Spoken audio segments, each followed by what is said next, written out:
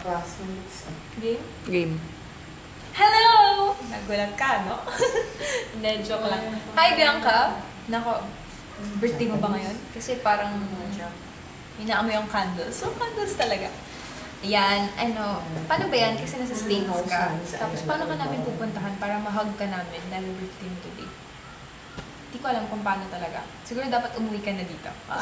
Tagal ka na sinasabi sa'yo pero hindi mo ginagawa. Yun ang talaga wish ko. Sana pumunta ka na dito para ma-meet ka namin lahat because we want to meet you and also I want to thank you from the bottom of my heart because lagi mo akong tinutulungan. Feeling ko